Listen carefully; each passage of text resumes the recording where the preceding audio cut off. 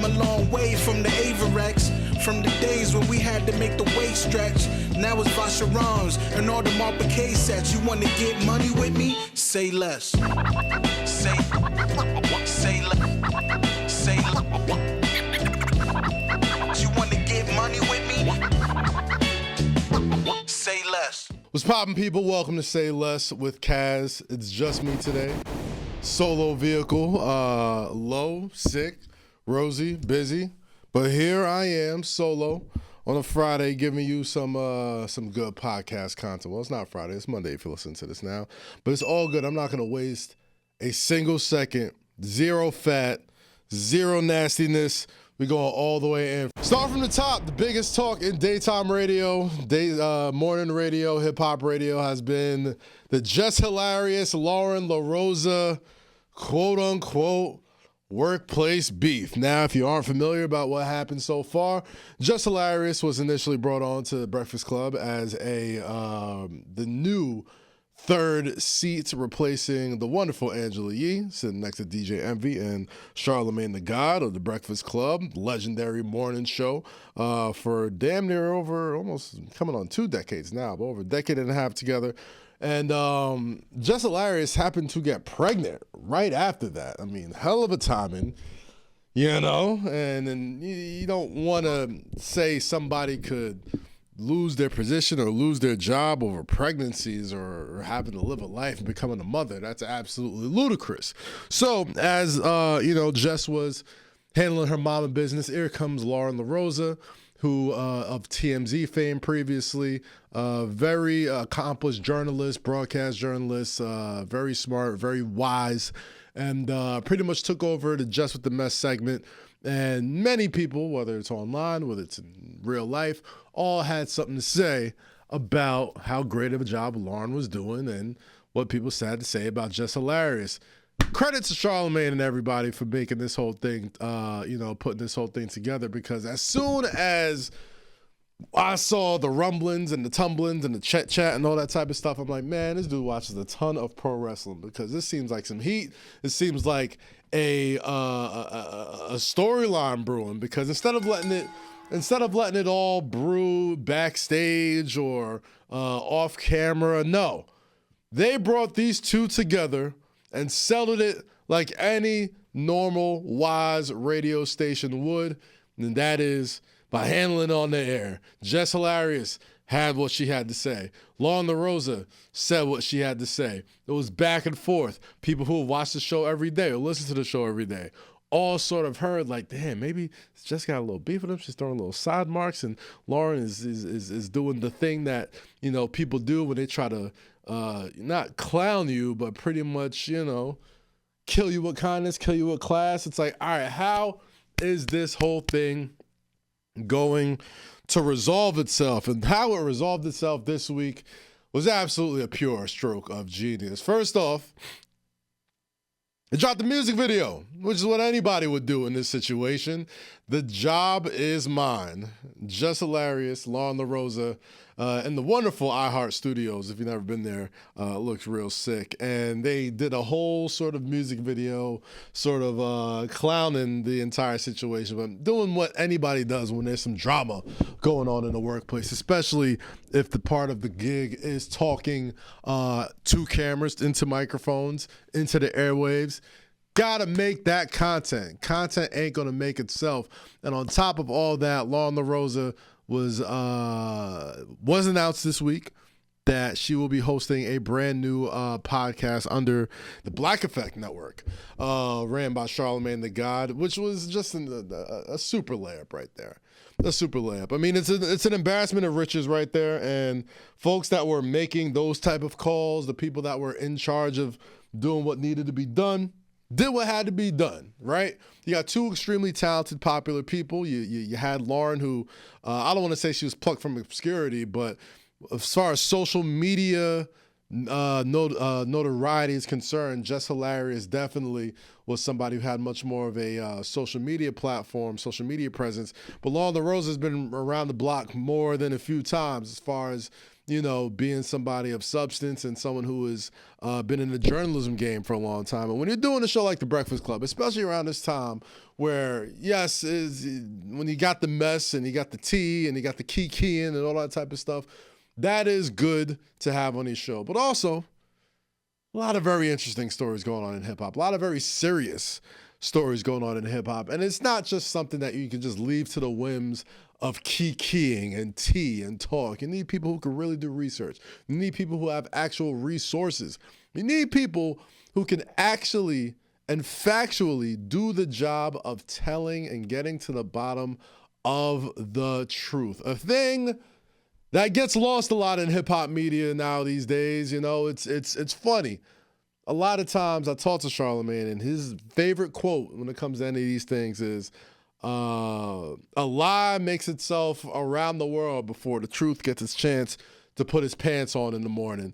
And now, of all times, you need people who can get to the bottom of it. So I'm glad that they worked the whole thing out. I'm glad they got some content out of it because we all talked about it. We all had something to say. We all thought that, hey, you put somebody in this sort of position, what would you do? I've been in sort of similar situations like that when you kind of come into a situation and somebody's already there and you start trying to work it out and make it amicable. But most importantly, you want to make your bosses happy. So if having it out in front of everybody to talk about is the best way to go about it, trust and believe that is the best way to go about it. Now, me personally, I'm aware of Jess Hilarious. She's got a huge following.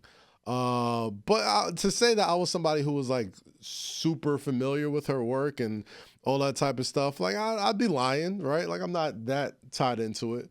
But people who listen to The Breakfast Club every morning, yes, it's good to have entertainment. Yes, it's good to have the jokes and the donkey of the day and, even the social commentary and all that. Like, I think Lauren brought a really good balance to the show. And I believe a lot of shows with strong personalities like Envy and Charlemagne need to have a great balance. And not for nothing, I think Jess Hilarious is probably going to step her game up now. You know what I mean? Like, it's sort of like a proxy of having all these people say, oh, wow, this person really brings something unique to the show. And wow, it would be nice to have that all the time. Like, it kind of makes you look at yourself. It kind of makes you go deep into what you're doing. It's like, all right, like what I bring to the table is important, but man, maybe I do need to be a little bit more on my P's and Q's when it comes to this, or pronouncing certain things a specific way, or being able to just be a little bit more locked in and not just spilling tea. There's a million places you can spill tea, right? Like, The Breakfast Club is one of the most listened to shows on the continental United States, probably on the planet. And it's important to make sure that the people that are sitting in those seats get those things right. I mean, there's not a whole lot of hip hop platforms that talk to sitting presidents, talk to politicians, talk to some of the most important people in the game, in media, comedy, rap, sports, all that type of jazz. So I'm glad it's all settled. I'm glad everybody got what they needed to get out of it. I'm glad nobody lost their job because of pregnancy and, on some Drew Bledsoe shit, right? Like, you never want to get Drew Bledsoe. You never want to lose your job because of something that you can't control, whether that be injury, whether that be something that happens to your body, any of that type of stuff. So shout out to Jess Hilarious, shout out to Charlemagne and Envy for getting that whole thing worked out. But that was such a huge story this week, man. I mean, tell me about it. And not for nothing, kind of nice that a hip-hop platform had this much talk around it, right? Like, it was really interesting. Very, very interesting. Next topic, the Crew 9 astronauts return to Earth after 9 months. Guys, if you haven't been following the story, there was a spaceship that was out for a routine mission out in space. For some odd reason, a reason I don't have readily in front of me, they were stuck in space for close to 9 months. Now, granted, they were on a massive spaceship. I was told that the spaceship itself was the size of 9 football fields or something like that. It was a rather massive place. So to be stuck somewhere for 3/4 of the year, not saying I would want to be stuck in space and floating in gravity and doing everything that comes with, being stuck out there. But it was pretty spacious. It wasn't like they were just sitting there in a little tube or something like that. They were more than taken care of. That's not the interesting part. The interesting part, however, is that when they came down, it was something a little awkward, something a little different, right? Like, now granted, there was a lady there, there was a man there, and when we saw them floating about in this spaceship way back when, it looked a little disheveled, as one would assume. Looked a little older, as one would assume. But when they got up off that spaceship, hair was nice. Face looked just a tad different. And then the video of the rescue. Now, I know we came a long way as far as crispy video quality when it comes to any footage, especially in outer space. I'm sure Elon Musk and his company, was it SpaceX? I'm sure they can afford some of the crispiest, wispiest 4K 10,090p 720,000 mega super duper pixelated cameras that can be afforded. But my tinfoil hat started going crazy when I saw this footage because this just did not look real to me.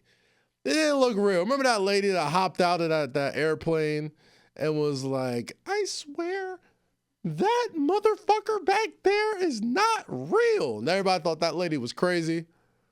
I think we all collectively had the same sort of that's not real thing. And I'm not even mad at them just floating us some shit that probably wasn't even a real thing.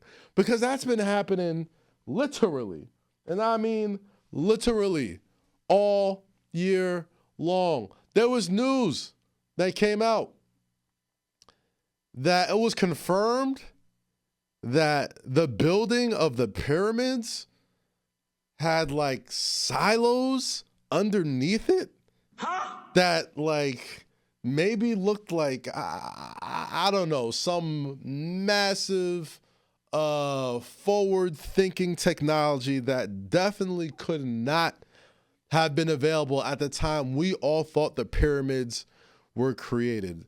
What it looked like to me was a civilization that probably existed before we were all here, wiped out completely, and then was just there when we all got there. Kinda makes you wonder about everything we've been taught about the pyramids, about space travel.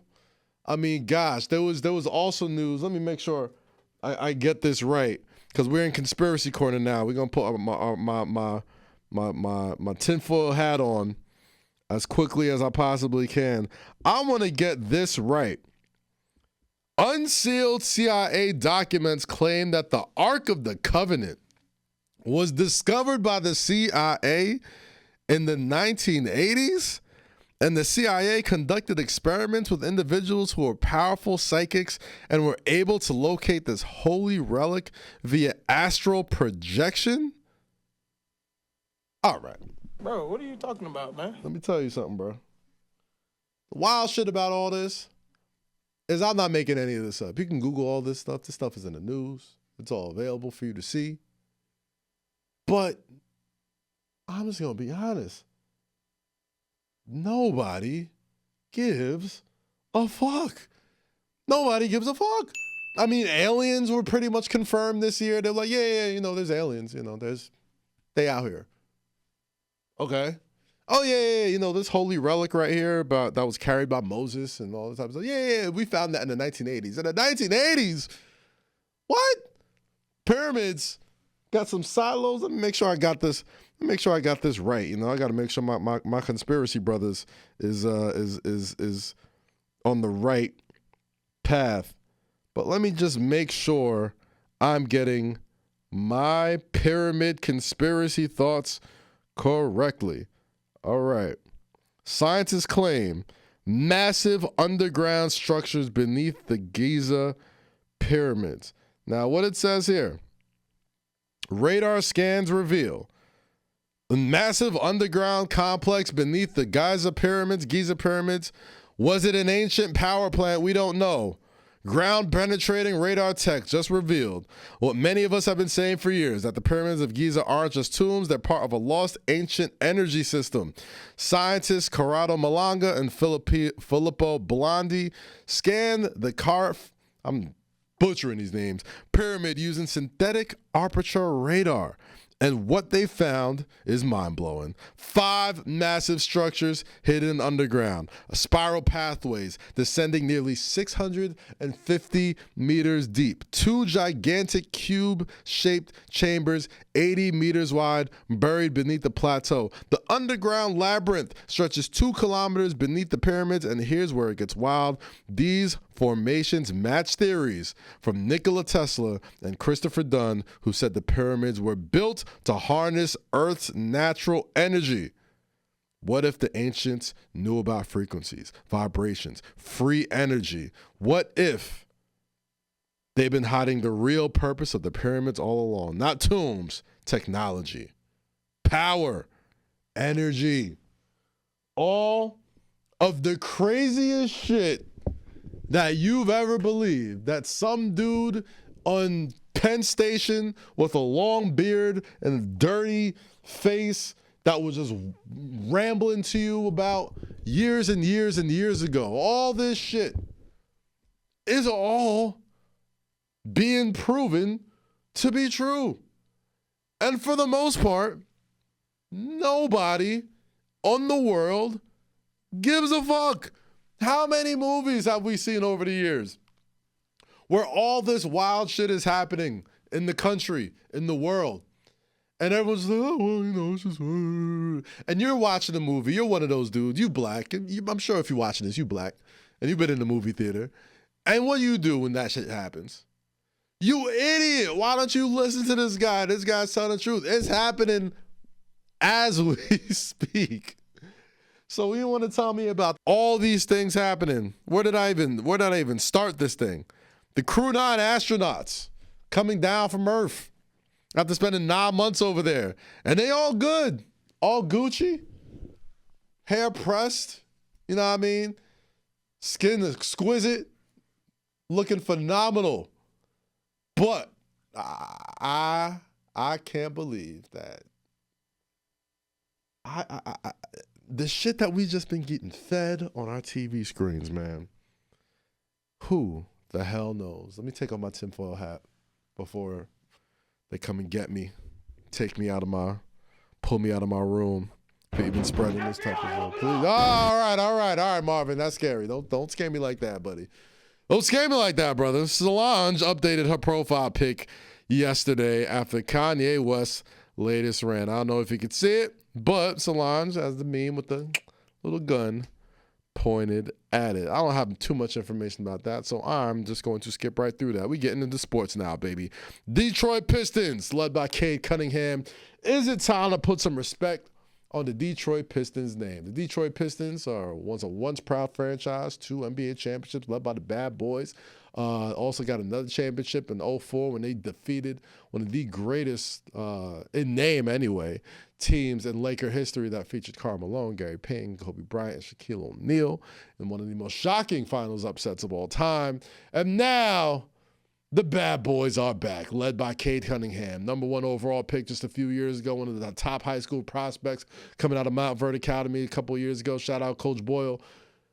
And now Cade Cunningham is leading these Pistons to a turnaround that I don't think a lot of people saw coming, because we saw this Pistons team lose a ton of games over the years. I mean, just getting smacked silly. 15-win seasons, 13-win seasons, barely 10-win seasons for this Pistons squad. And now they have turned it around so swiftly that they're looking at one of the most dangerous teams entering the playoffs, which start in just less than 3 weeks. So I guess the question is, are the Detroit Pistons one of the most dangerous teams in the Eastern Conference coming up? And I got to tell you, they're dangerous in more than one way. Because yes, Cade Cunningham is a stud. Yes, he is an all-star. Yes, he's probably going to be an all-NBA player and going to be somebody that everybody in the league is going to have to deal with for many years to come. But they tough too. Jalen Duren, big, bruising, physical, gets in your face. Isaiah Stewart. You ain't never seen the highlight of Isaiah Stewart playing basketball. It's always him chasing somebody, trying to fight somebody, trying to beat somebody up. The Pistons are legitimate. Now, as it stands, they are 7th in the Eastern Conference, which would put them at the very top. Let me make sure I'm getting this right. I don't want to make sure I am not putting any disrespect on the Pistons' names. Eastern Conference standings. Boom. Yes, the Eastern Conference standings right now. The Pistons are at 5th right now. I'm sorry, I didn't say 7th. They are 5th in the Eastern Conference right now. If the playoffs started right now, they would face off against the Indiana Pacers, who are an offensive juggernaut, hung 162 points on the terrible Washington Wizards just this past week. And I got to tell you, the Pacers, even though they went to the Eastern Conference Finals last year, even though Tyrese Halliburton's had an up-and-down season, they're still a very dangerous team. And we're going to talk about interesting matchups. That's as interesting a matchup as you can get. The rough-and-tumble Pistons, led by an up-and-coming star in Cade Cunningham, taking on the Indiana Pacers, who just get buckets. Tyrese Halliburton, bucket, but also one of the best facilitators in the game. But then you got Miles Turner. Then you got Benedict Mathurin. Then you got Obi Toppin. You got lots and lots of scorers on that team. That Pistons-Pacers series looks extremely exciting. But the Cavs, number 1, 2, Celtics, the playing teams as it stands right now, the Hawks, the Magic, the Bulls, and the Heat. And we're going to talk about the Bulls. We're going to talk about the Eastern Conference. How about that finish against the Los Angeles Lakers this past week? LeBron James, who had himself a hell of a week this past week, going on the Pat McAfee show. Shout out to the guys at Pat McAfee. Great job with that interview. Great job with that sit down and those clips and everything that went viral that past weekend. That same night, gets a buzzer beater tip-in victory against the aforementioned Indiana Pacers. But the very next night, they take on the Chicago Bulls. And LeBron James, probably the most brilliant basketball player we have in this game, a podcast called Mind the Game, where he's basically breaking down the game at an intelligent level that basketball nerds like me salivate over, committed some of the most boneheaded plays I think I've ever seen him commit as a basketball player. I mean, giving up 6 points in less than 4 seconds, giving up a bucket to tie the game, and then Josh Giddey with that half-court heave to win the game and beat the Los Angeles Lakers, absolutely stunning them. Stunning the Los Angeles Lakers. And now I got to talk about the Chicago Bulls, because right now they got themselves firmly in the play-in spot at the 9th spot. It would probably be the Bulls versus the Magic in that first play-in game, and they would have to win another one against the winner of whatever the Atlanta Hawks and, as it stands right now, the Miami Heat would be. It looks like the Miami Heat are probably going to hang on to that last 10th spot. They're 6 games ahead of the Toronto Raptors, and with 2 weeks left in the regular season, I don't see the Toronto Raptors trying to get that spot. I don't see the Toronto Raptors trying to win any games. I think any team below the Raptors, I'm talking to you, Philly, I'm talking to you, Brooklyn, the Charlotte Hornets, Washington Wizards. You saw the white boy at Duke. You saw Cooper Flag out there hooping. You should not be trying to win any games this year. I feel bad for Adam Silver, and when he has to put out these half-hearted sort of investigations on teams not playing their best players, and checking out the health reports and being like, oh man, like, is this they tanking? Are we how are we gonna combat tanking? Listen, if you saw Cooper Flag play in the Sweet 16 this past week, I don't know what happened in the Elite Eight. The Elite Eight happened last night. By the time you see this, it had already happened. He could have been eliminated, but it doesn't change a goddamn thing. Cooper Flag is going to be the #1 player taken off the board in this year's NBA draft with great reason. He is a guy who could turn around at least 4 out of 5 of these teams in the Eastern Conference. He goes to the Wizards, he's immediately their best player. He goes to the Hornets, him and LaMelo Ball, super fun. He goes to the Brooklyn Nets, Williamsburg Flag, I love that. He goes to the Philadelphia 76ers, and that is immediately interesting because they looked like they were going to start this season as one of the favorites in the Eastern Conference, but injuries and terrible contracts and everything that happened and the rise of Quentin Grimes, you give me that healthy team with Cooper Flag, if the ping pong balls bounce the right way, and that could be a very, very, very interesting team going into next year. And then, of course, the Toronto Raptors up there at the 11th spot. So we'll see how that goes. But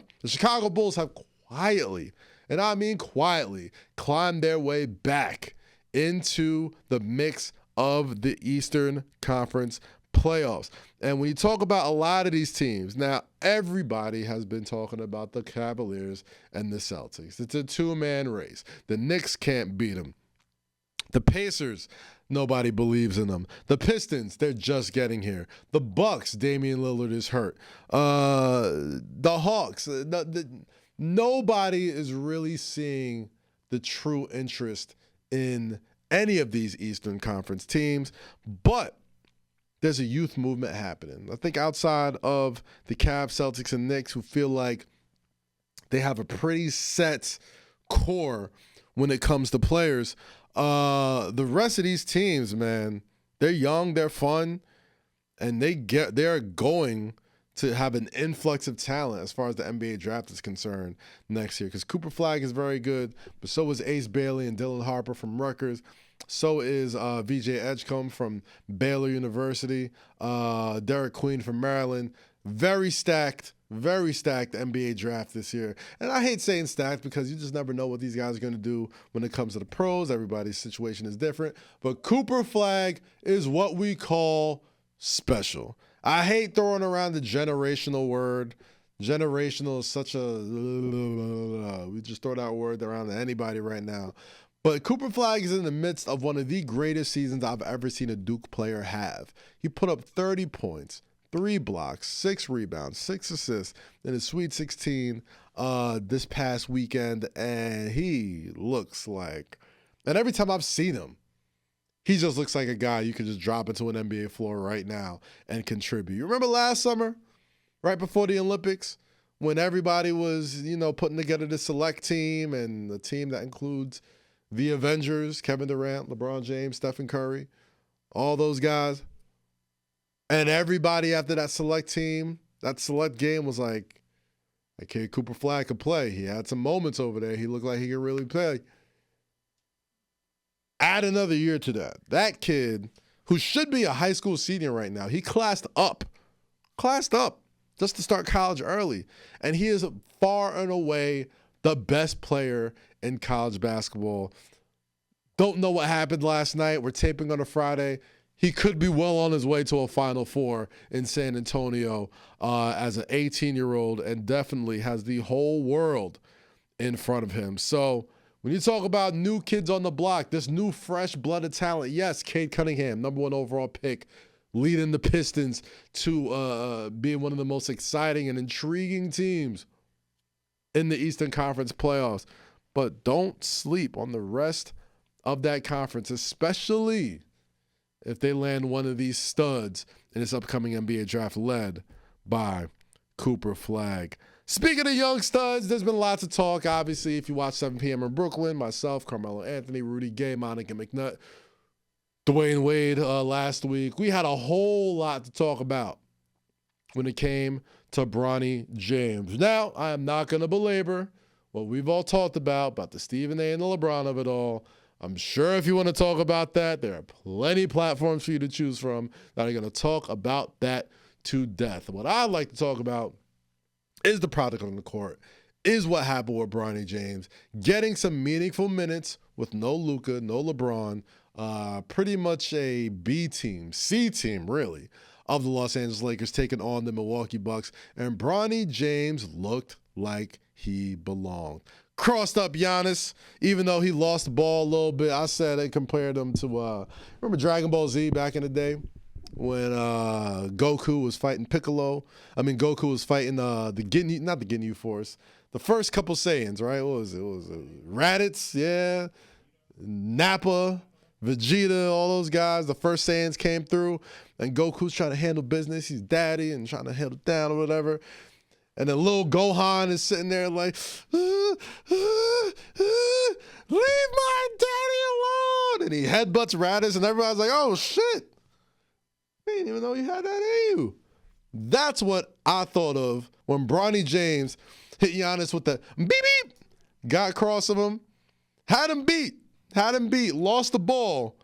But just like Raditz did to Gohan after he got that headbutt, got the shit smacked out of him, the Bucks beat him by 30 or whatever. But it was the look that Goku, Piccolo, and everybody had seeing young Gohan be like, oh shit, young Gohan.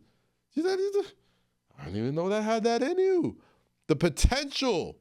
Does LeBron James' son belong on the NBA court after the All-Star game when the games really matter the most and the players are playing the best that they possibly can right now?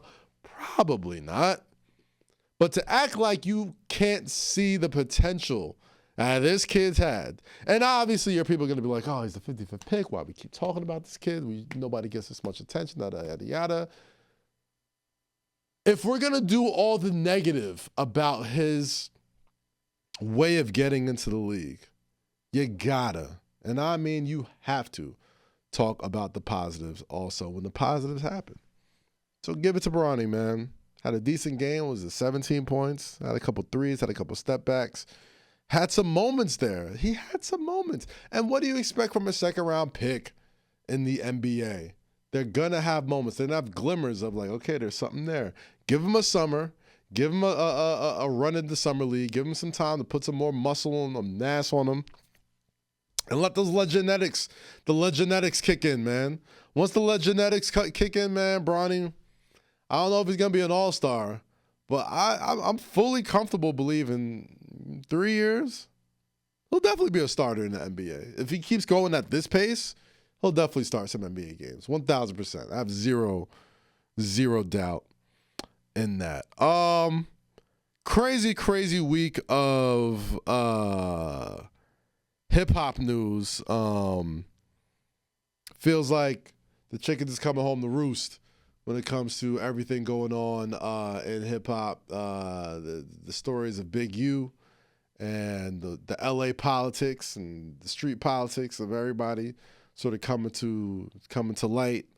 The Adam 22s of the world getting put up by the feds and whack 100s and all this type of stuff. Yellow Beezy, obviously what happened with him, died from murder. It's been crazy. It has been really crazy. So I just want to address this to everybody watching at home right now. If you are a civilian, you are somebody who isn't in any sort of street life, if you're in school, if you got a job, you punch in, you punch out, you got a wife, you got a lady, doing good. You don't need to pretend to be like this. I'm so happy I am a civilian.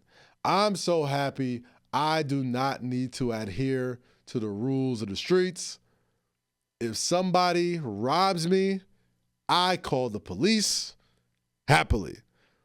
If somebody tells me I got to check in when I'm flying to LA or flying somewhere, there's only one place I need to check into when I fly to Los Angeles, and that is the Marriott Courtyard or the Standard Hotel or anything like that. Check into your damn hotel, get you something nice to eat, and if there's some place that you want to go where somebody says, you need to make sure you're good before you head to this place, unless you got family there, I would suggest just don't go. It ain't even a place I want to be at. Like if there's a place that I've traveled a lot for my work and, you know, for events and, you know, especially in my history of working in music magazines and writing and all that type of stuff. I've been in situations where it's like, yo, the place you're about to go right now, you know, but you good. You with me. We all right. Already, I'm like, I don't want to go. I'm not even comfortable doing this right now. Like, but I never let my face say that. I'll still be like, you know, I'm straight. Like, let's roll. We good. I'm good. You know, I keep my hands in my pockets. I stay by the people that I need to stay by. And I am, well, anybody who's hung out with me, a top tier Irish exiter. Top tier. I'm not trying to stay long. I'm not trying to stay until the lights come on. I'm not trying to stay when there's too much staring going on. I'm not trying to stay when it gets too late. Because I like to eat after the function. And sometimes the good eats ain't open. And if they are open, you know who else is at the good eats after the function? The hooligans you just left at the place that you got to check into, which you don't even really need to be at, all right? So I say that with no disrespect to anybody in the West Coast, anybody who lives that life. They've always been great to me. But I, Kazeem Famiwide, is a proud card-carrying civilian. I ain't got no gang ties. I don't want no gang ties. I am a regular black man who doesn't want to be involved in none of that shit, all right? More respect to you. I got love for y'all, always. But I turn into a Dare commercial when it gets dangerous out there. I'm like, oh, we got to go somewhere? Do I need to? You know what? I don't think we need to go there. I don't. Y'all could go. I'm gonna go to Waffle House. I'm gonna go grab something to eat. You know what I mean? I'm gonna go somewhere and, you know, go to. They got all day breakfast. It's 11 p.m. I love an omelet right now. We out. Like, I'm just not. It's just not the place for me. And checking in for the longest, anybody who knows that, is 1, extortion, 2, business. And you can and what do you think? There's no like release form you sign when you don't feel like checking in anymore, right? Like, it's not like they're gonna be like, all right, now that you've checked in, they don't have like a rewards card where it's like, you've checked in 10 times in Los Angeles, now you get a free get. I don't know what they give you at the 11th time that you've checked in. Like, it's not how it works. It's how you get got. And I've heard and seen so many people get got so many times, because sometimes, a lot of times, people just don't feel like paying the $5 no more. And me, somebody who truly enjoys their money and does not want to be a part of the street life, I ain't paying the $5. All right? For somebody I got to check into, I will check in with the bellhop in the Standard, or Marriott Courtyard, or the Doubletree, or anything like that. I pop into where I got to pop into, and I pop the fuck out. Not my shit. Sorry, y'all.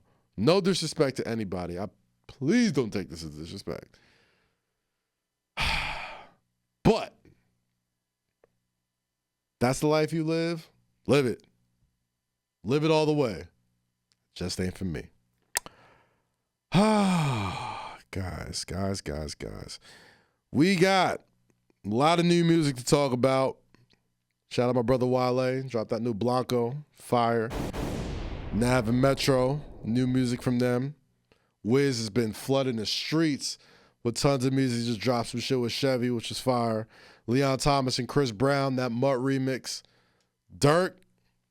Shout out Dirk. Held down, but still putting music out. But one artist I want to talk about in particular that dropped some new music this week is Fresh Prince, Big Willie style, Big Willie weekend, the legendary Will Smith. Shout out Will Smith. One of the founding fathers of this genre. You can't tell the story of hip hop without Will Smith. This is a fact. This is a fact. I'll be honest. I went into this album, with an open mind. I'm like, you know what? I bet you Will Smith is rapping. I bet you he in there putting words together like, nah, man. And he got some shit to talk about. We all know he's got some shit to talk about. And most of the rappers that I like to listen to, the more famous they get, even though it's like a weird dichotomy, right? Like the greatest rappers, their first project, usually the best.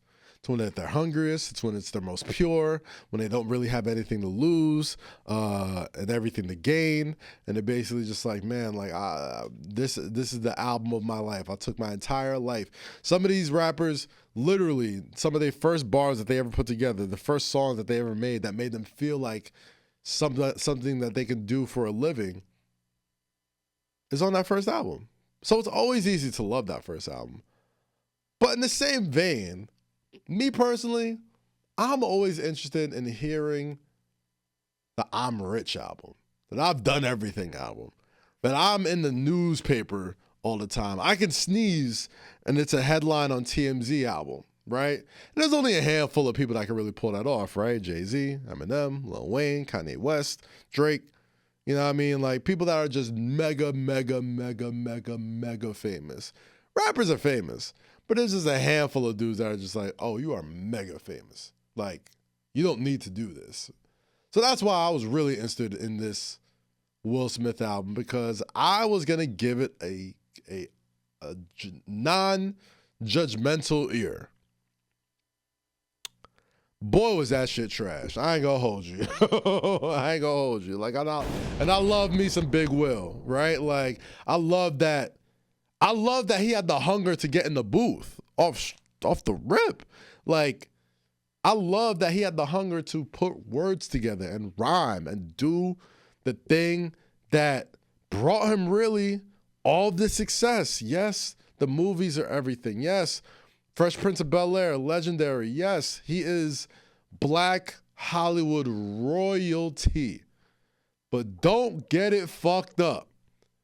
He got into this game because of hip hop. He is a founding father of this thing. So I'm always going to respect it. So, as a person who truly respects hip hop and truly respects Will Smith, I respect the effort. Now, the actual output, I ain't gonna hold you.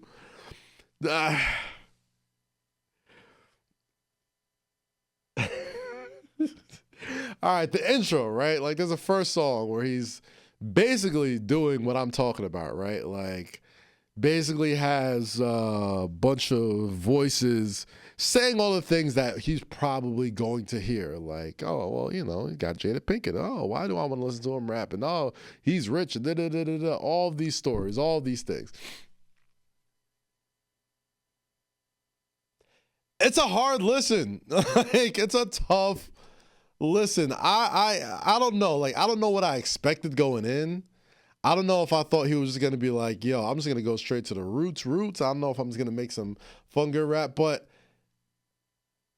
it was jarring to hear him curse so much. It's messed up because all people did, especially the Eminem fans and people who grew up in the 90s, was make fun of Will Smith for his good, clean raps. And Eminem saying, oh, well, Will Smith said he don't got to curse in his rappers. Well, I do. So fuck him and fuck you too, right? Like, we all remember that.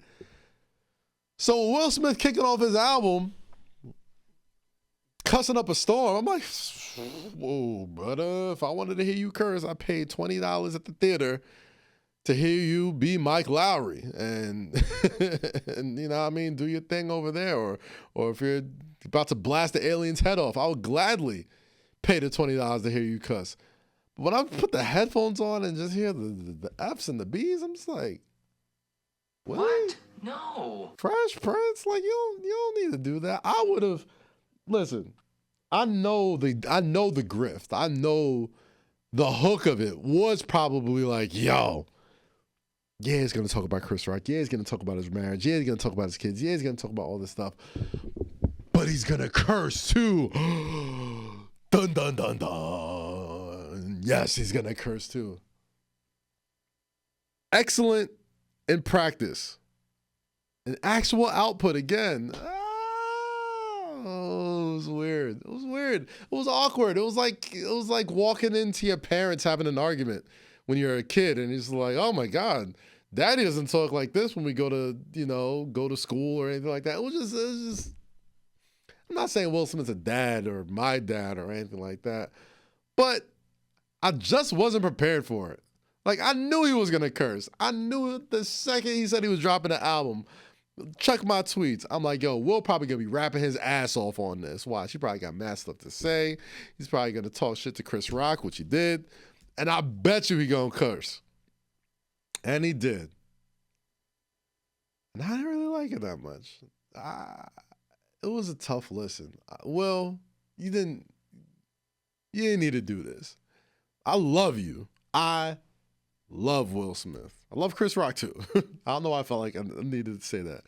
But we grew up with Will. We grew up with the Fresh Prince. I'm somebody who, when people talk crazy about him or talk crazy about his life and his kids and all that type of shit, I'm just like, man, you don't understand. I'll never understand. 99% of people on this world will never understand what it's like to be Will Smith. In that case, a lot of us will never understand what it's like to be young, black, that famous, that rich, that accomplished, and have your whole life be on Front Street. I mean, God, for most of his adult life, his relationship was the textbook, relationship goals. Remember, you want that Jada and that Will love. We all remember that. We've seen what has come of that. And the interest in music to me had me thinking, man, I want to hear what that's going to be like. He's going to talk about what the relationship with his wife is. He's going to talk about some of his old joints that people rumored with him. Like, there was the rumor with the Margot Robbie of it all, and like the way Jada and Will just have this relationship where a lot of people just think like she's always taking advantage of him and all this other crazy stuff that people have talked about. I want to hear from you, Will. I want to hear your point of view, because I can read an interview and and listen to a podcast all day long. And Will Smith is a tier podcast guest. If you ever see Will Smith going on a podcast, I don't care what podcast it is, listen to it, because he speaks in a way that makes everything feel and sound important. And in most cases, it always is. It's poignant, it's succinct, and for a guy who's lived as much life as he has, it makes you perk your ears up. But that's not what I was looking for. I want to see how he's going to put that in the bars. And unfortunately, the bars that were given, not necessarily my thing. But shout out Big Will for getting in the booth, man. I don't care. I don't care if it sucks. I don't care if nobody buys the album. I respect the effort because I love hip hop. And loving hip hop is being honest with hip hop. So if it was whack, you gotta say it's whack. If Will dropped some fire today, I would have came in here like, yo, I know y'all heard that new Will Smith. He in there talking that shit. Finally. You know y'all rappers ain't richer than him. He's probably talking cash shit like, oh, y'all think that's cool that you got that little watch? You know what I mean? I just had another $1 billion movie franchise, bitch. Like, that's what I was expecting. I was expecting the cloth talk that only from the 1% of the 1% could really talk about, especially from a founding father in hip hop. And it was a good attempt. It was a healthy attempt. Feels like I'm shitting on Will Smith too much. I'm going to stop right here. I don't want to shit on Will Smith too much because he is a legend. But boy, that was a tough ass listen. That was a tough ass listen. Sheesh. Guys, this is gonna be a truncated episode. You know what I mean?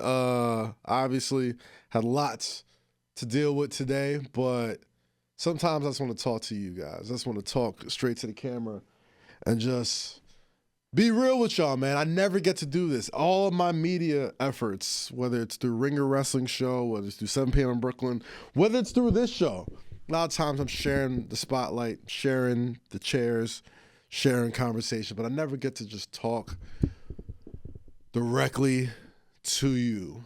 And there's a lot been on my mind recently, you know what I mean? Especially when it comes to just career choices, media, the way the game has been going for a long time.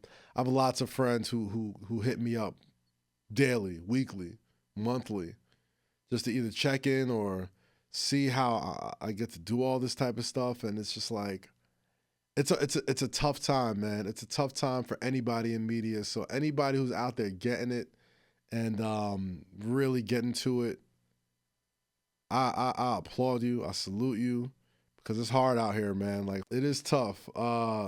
So I say all that to say this, man.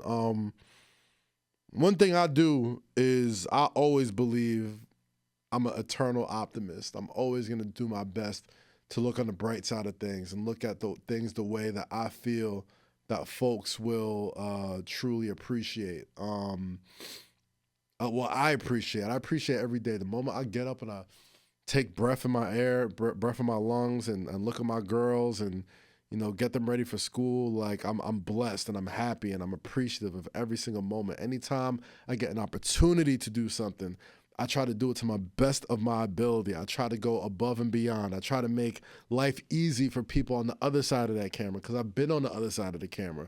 I've been the guy holding the clipboard. I've been the guy giving notes. I've done every single part of what it takes to make this thing. I've done the post-it notes. I've done the post-production. I've done it all here to varying degrees of success. But the varying degrees of success has created such a love or respect for anybody out here trying to do it, man. There's AI going on right now. There's a lot of things that are trying to take away the human element of what it is that we've done. And the evolution of it has been scary, man. Like, I came into this game as a writer. I came into this game through the magazine industry, through the print, and just seeing the way everything sort of shaped up to pivot to this, to pivot to that, to now it's like we don't even need humans to create this shit. It's tough out here. So anybody who's out there getting it, anybody who's out there at least using this new technology responsibly and doing it in ways that can really help create, you know, something great, I applaud you. I salute you for sure.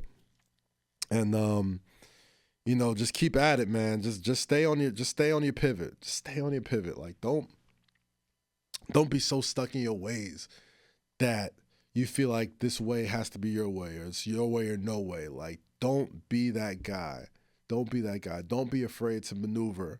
Don't be afraid to fucking Harlem Shake out some shit when you need to, man. Like, it is pivotal to know when to hold them and know when to fucking fold them. This is going to be a short episode, just about an hour, I want to say. But last but certainly not least, it'll be announced by the time this episode is out. Netflix presents Wale Mania this year, April 17th, 2025.